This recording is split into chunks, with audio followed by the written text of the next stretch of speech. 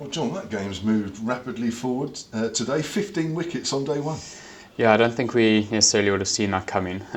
But yeah, I guess that's happened, and it's in our control now to try and get these next 5 wickets as quickly as possible for as few runs as possible, and keep ourselves in the game.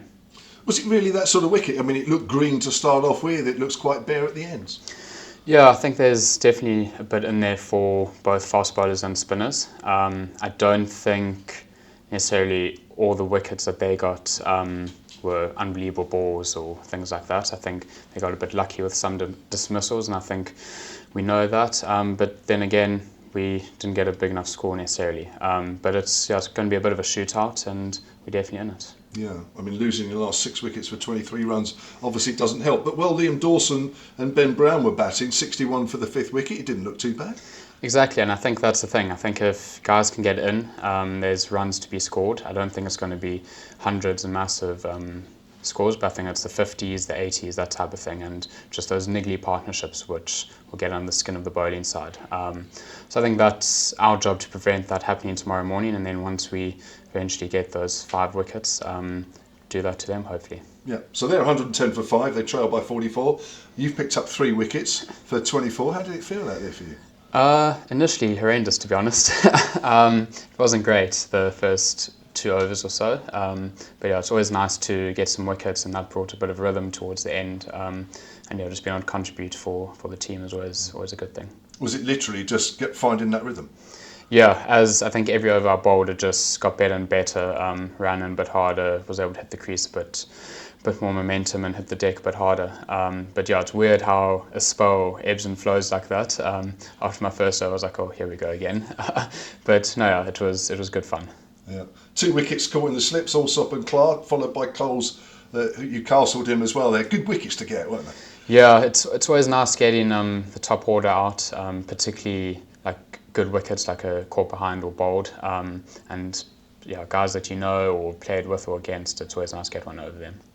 How have you found this season so far? Is that on a personal note or? Yeah, you.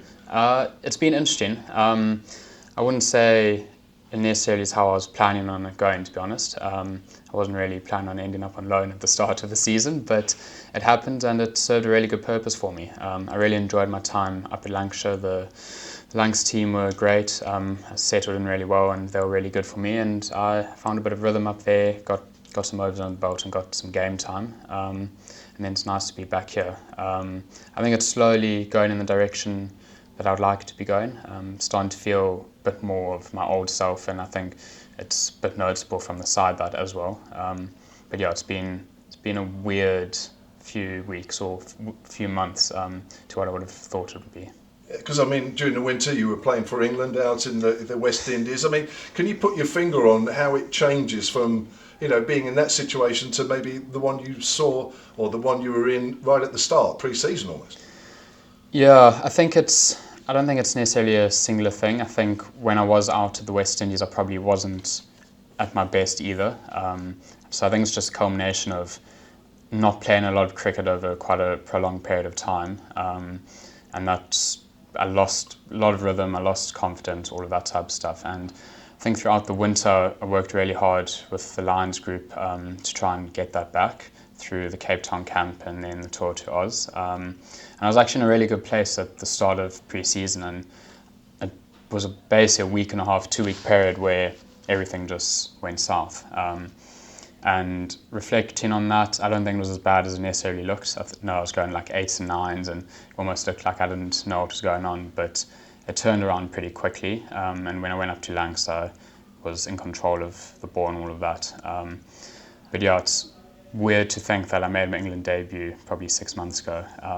And I was then on loan trying to find some cricket after that. But that's part of the game, and it keeps you on your feet, and it definitely keeps you humble.